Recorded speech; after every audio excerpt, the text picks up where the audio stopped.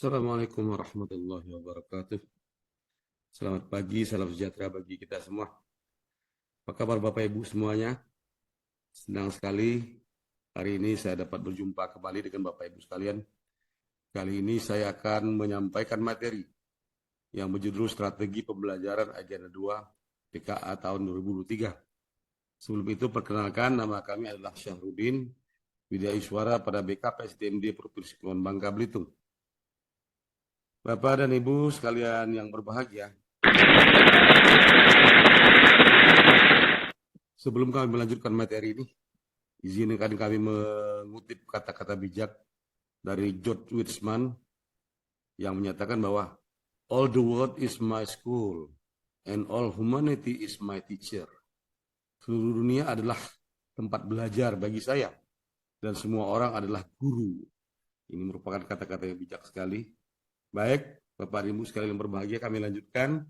Adapun kurikulum PKA berdasarkan peraturan nomor 5 tahun 2022 pada pasal 7 ayat 1 menyatakan bahwa kompetensi yang dikembangkan dalam pelatihan kepemimpinan administrator merupakan kompetensi kepemimpinan kinerja.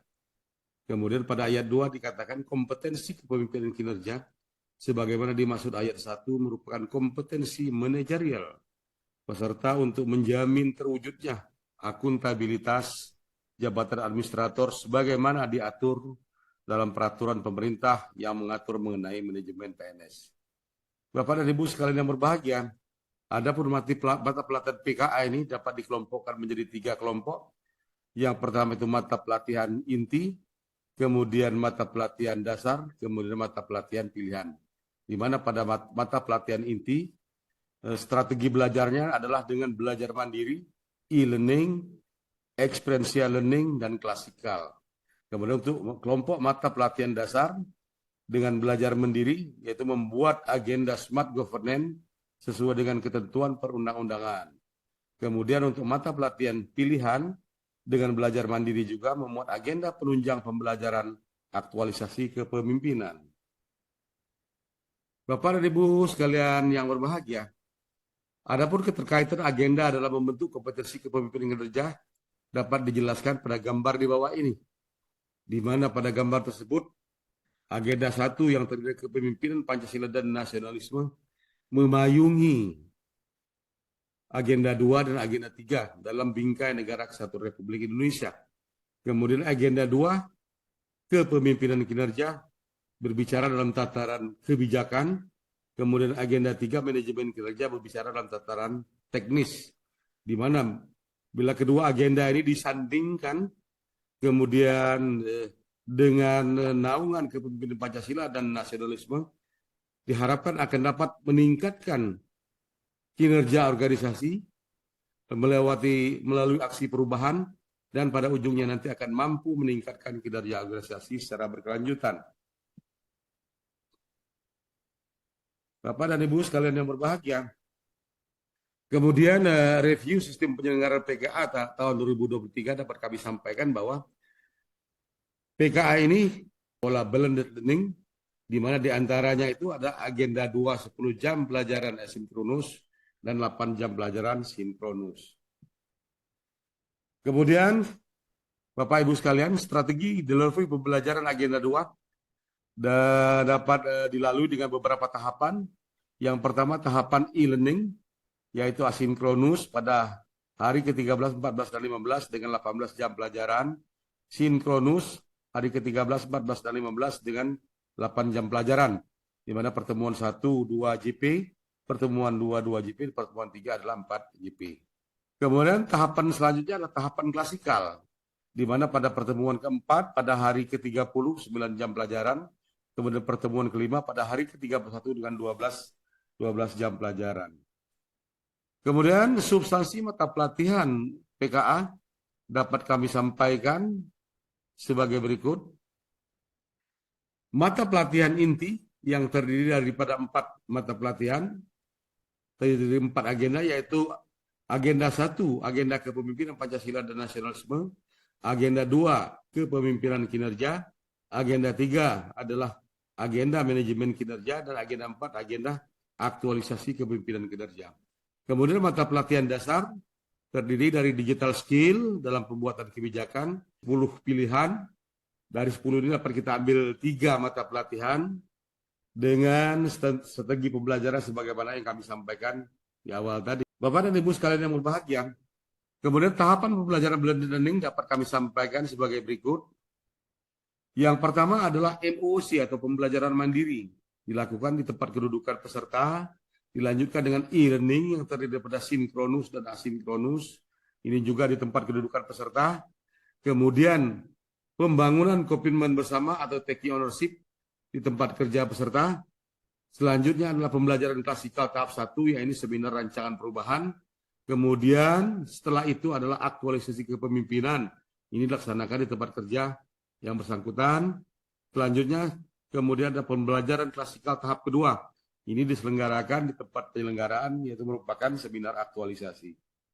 Bapak dan Ibu sekalian yang berbahagia, selanjutnya dapat kami sampaikan pola belajar mandiri atau kurikulum mata pelatihan dasar, di mana peserta mempelajari mata pelatihan pada agenda Smart Governance, dan di akhir pembelajaran setiap mata pelatihan peserta mengerjakan soal latihan atau kuis untuk mengetahui kualitas hasil pembelajaran peserta secara mandiri, di mana ini merupakan bagian penilaian daripada evaluasi akademik.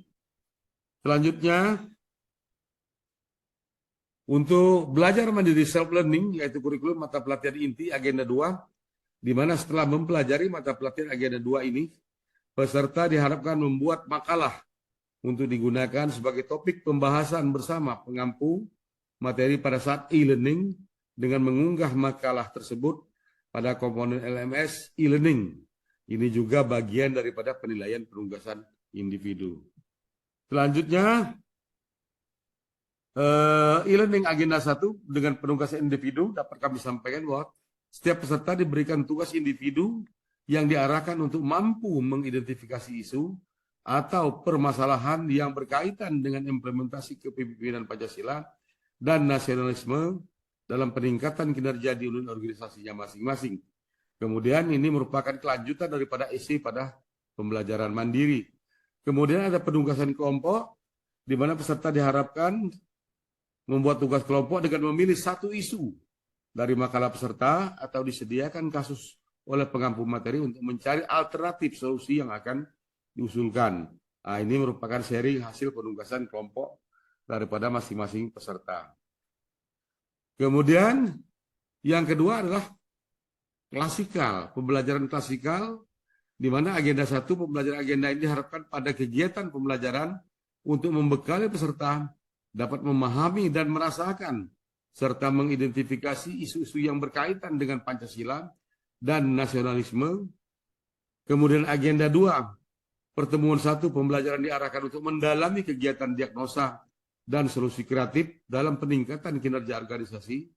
Kemudian pertemuan kedua, pembelajaran diarahkan untuk mendalami bagaimana seorang kepemimpinan kinerja organisasi dengan membangun jejaring kerja lintas kelembagaan.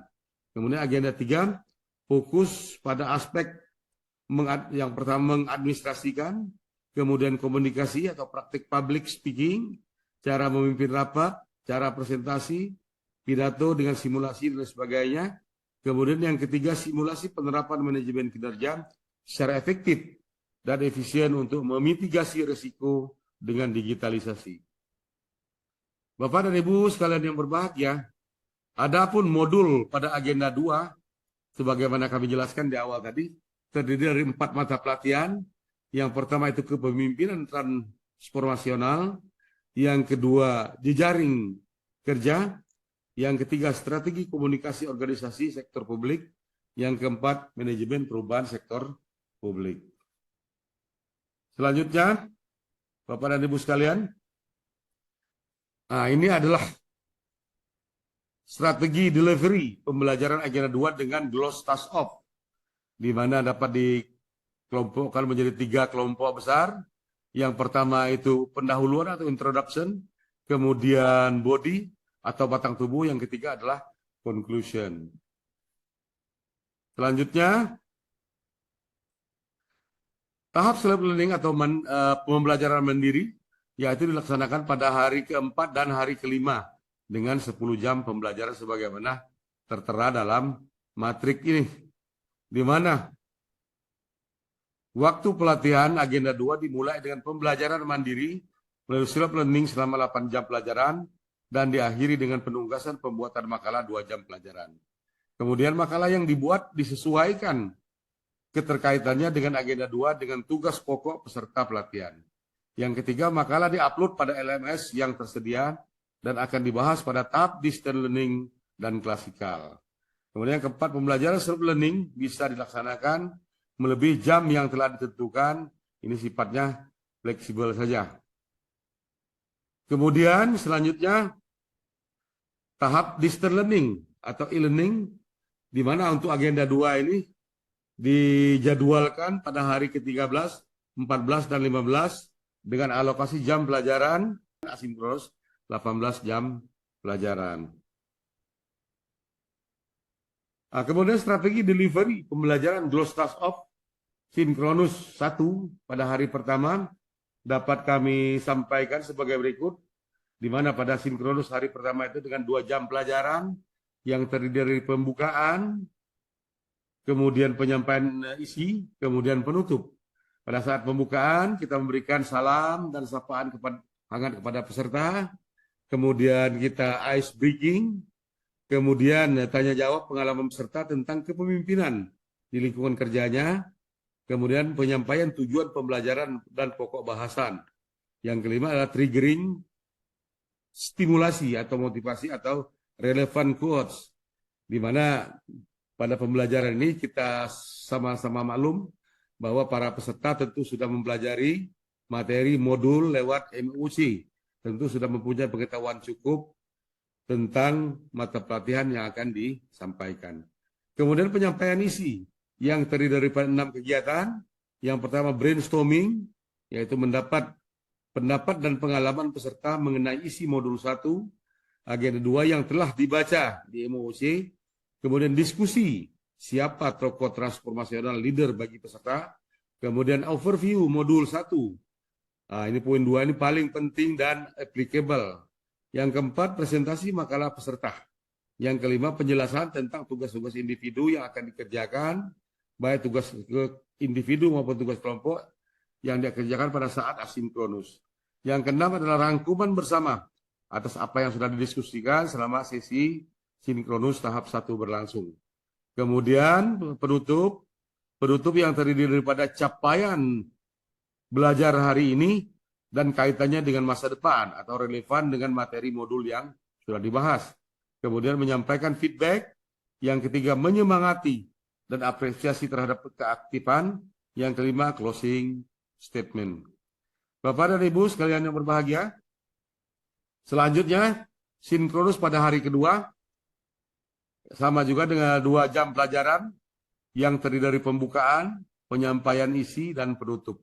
Di mana pada saat pembukaan sama dengan pada sinkronus tahap pertama dengan 20 menit estimasi waktu, kemudian penyampaian isi selama 60 menit, kemudian capaian hasil belajar atau penutup ini sekitar 10 menit.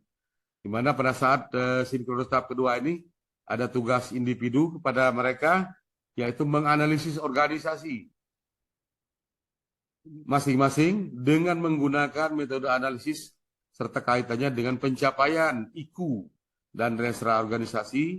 Ini merupakan implementasi dari modul 4 manajemen perubahan sektor publik. Selanjutnya